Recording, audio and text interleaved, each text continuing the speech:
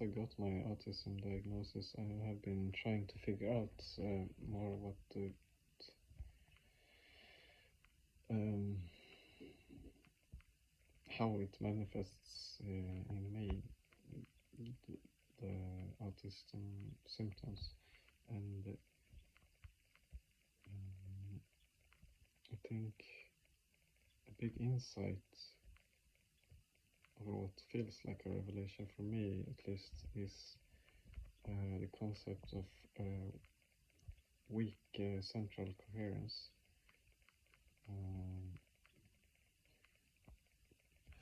Which is a kind of weird term.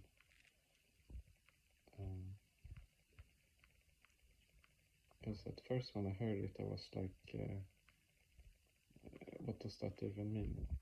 What is like the opposite is a strong central coherence, and it's like it sounds like it refers to something that has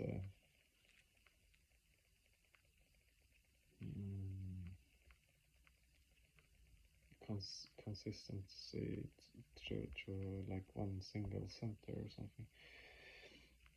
And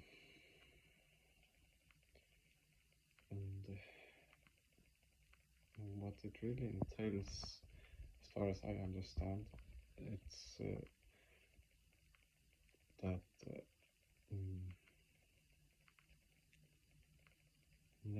it has sort of more to do with bigger picture thinking or something. That like neurotypical people tend to have an ability to see generalities rather than specific things, like seeing instead of like a collection of trees, they can see that it's a forest, and that they have like a primacy, or their first perception is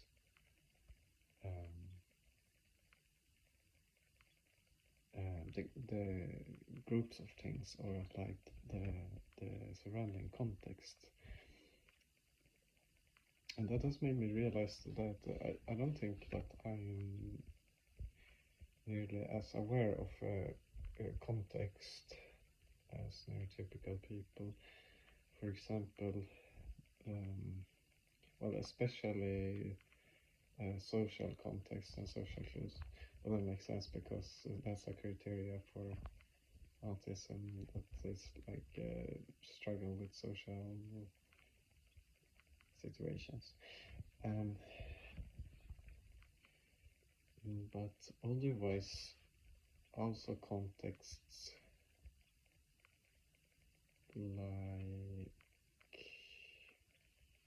sort of general things, like when people talk about roles at a workplace, or roles in society in general, and I have a hard time like feeling like I belong to a certain role or something. For me, it's more like meaningful with the diagnosis, or sort of measurements, like getting now I have autism spectrum disorder, or knowing that my personality is like within the INFP sort of measure of personality or whatever. And even further, I'm often more interested in the particulars, like individual measurements, like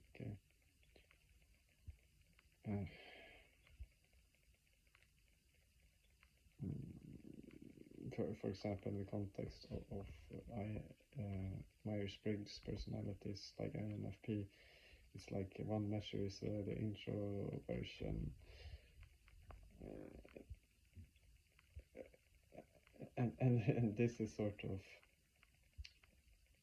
indicative of weak central coherence, because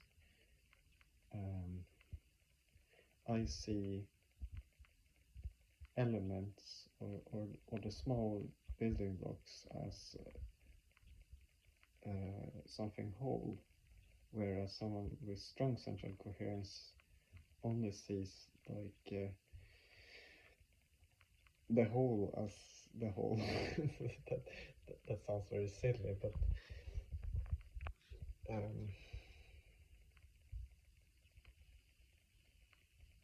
I think it just means that they at most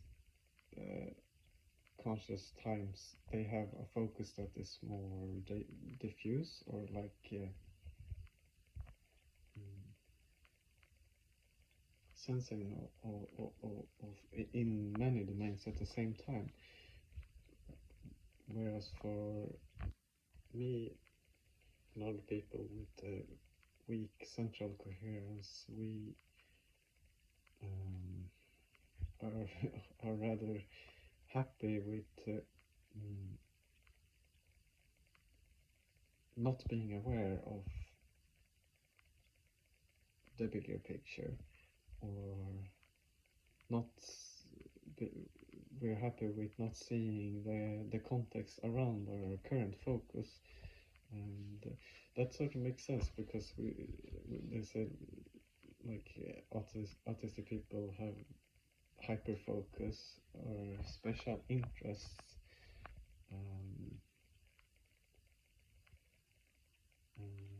and to me it makes sense that that would be developed if you simply are fine with being concerned with only whatever is in front of you.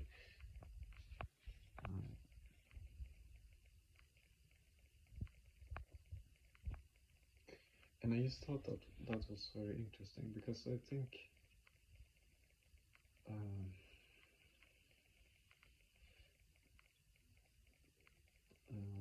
I hadn't really realized that difference. And so why is this useful information?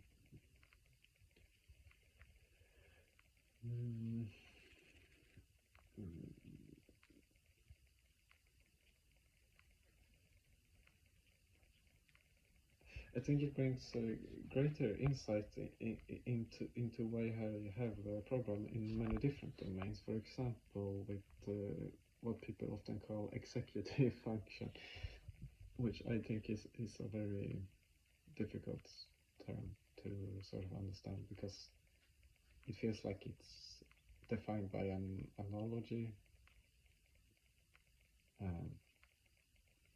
So when you have problem with executive function, you have often problem with like sequencing and making long-term plans, and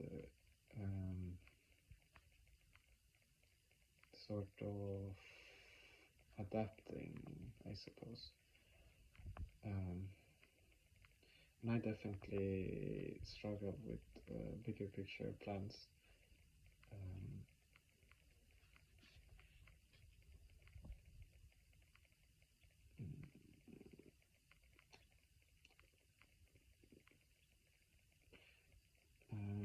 Whereas someone more neurotypical might have an easier time, because they begin with the general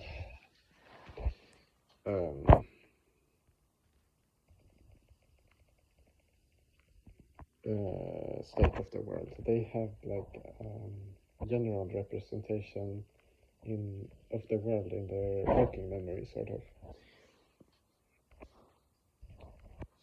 Whereas for me, it's more like I'm grasping at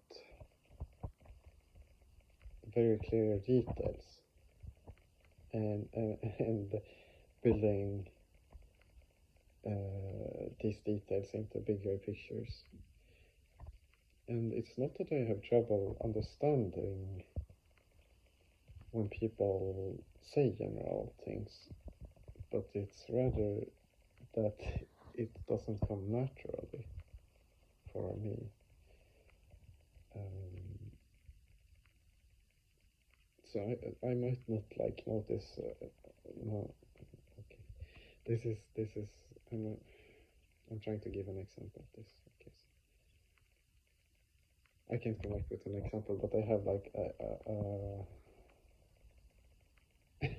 non-realistic example, I guess, where with that someone neurotypical might see a forest and they might point that out to me, and only then I might realize that, oh, there is actually a forest there, because I was like so focused on individual trees. And I think this is like sort of an example of what I just said, where I struggle to find an actual example. Is part of this sort of nearsightedness that I get from being very zoomed in mentally, in the context, or the set of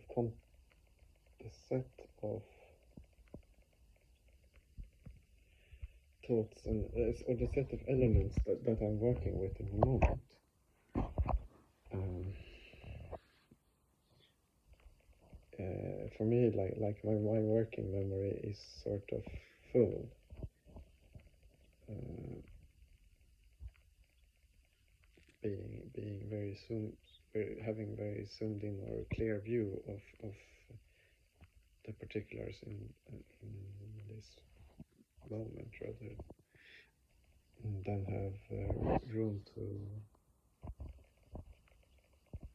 find more general context, or take in ideas from different contexts in this moment. And that also plays into this sort of slow shifting of focus that can be common with autism. And it also makes sense to me that if you are chronically zoomed in on detailed concepts, that it is also very disruptive if someone quickly forces you to change view, or changes your context. Like if I have a bunch of friends that would bring me somewhere, um, some new place, then I might feel very disoriented,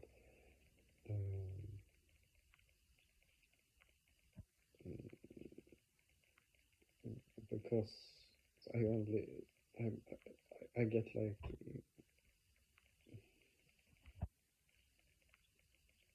my point is probably that neurotypical people can have like a fuzzy transition between contexts, like because for them it feels like the house is connected to the city, and in the city there might be a forest, and therefore if you would go in a car to the forest, that would feel non-destructive. But for me, it's like, well, my apartment might fill my whole working memory, and then all of a sudden I'm in a car, and then all of a sudden I'm like in a forest.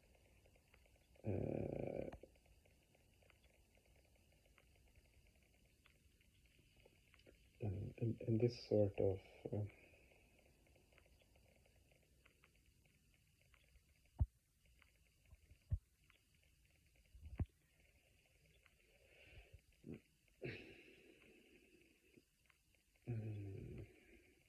I can think that it is more destabilizing for a person with autism, because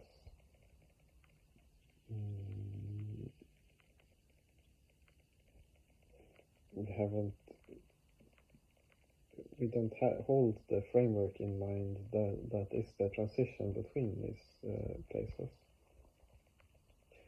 And so I can feel this in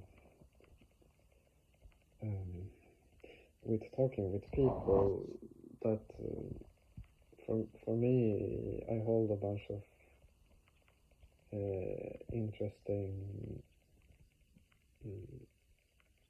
objects about the conversation in mind, and for me it's interesting to zoom in on particular details and figure out sort of the context, or not rather the context, but like how I try to build like a mental system from details, but not so actually. Often when I talk to people, my preferred way of communicating is often to either just ramble, like I'm sort of doing now in front of the camera, or ask a bunch of questions. Because when I ask questions, then I'm in control of the context, and my questions are often specifying more details, and I can either request more details, which helps me understand, or I can ask for more context, which other people have a way easier time seeing than me. So it's often easier for me to talk one-on-one with people, because if I'm like in a group setting,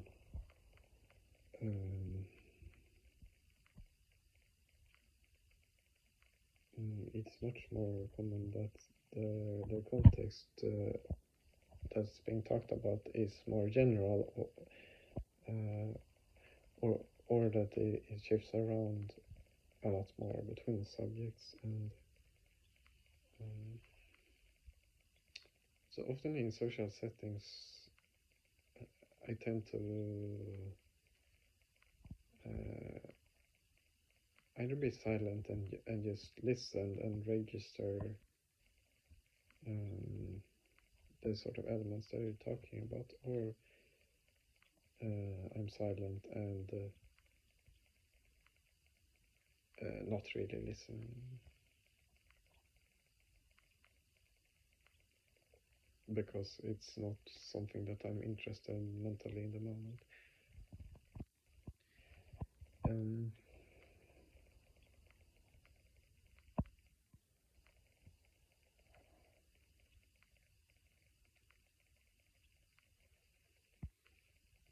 now it feels like I reached the end of that thought, and now I'm trying to figure if there was a part that I missed. And I think there is, that I could develop more on the thing about planning.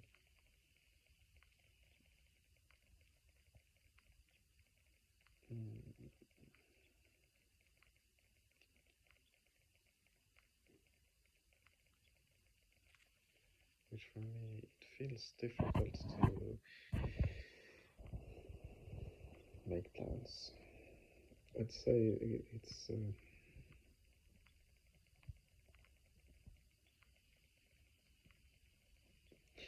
I think that for me it becomes overwhelming to make plans, because since I want to make plans by building up from details instead of going from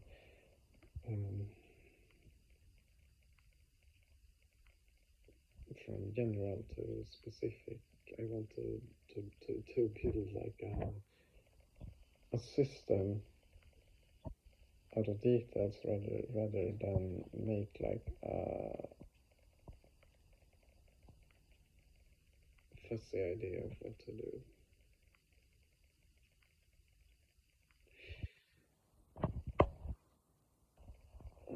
And often people make plans that way.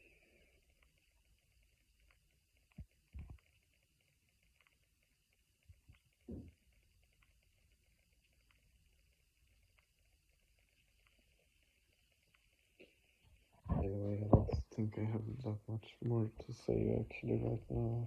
I feel like I've been talking for quite a while, and maybe this is a decent review.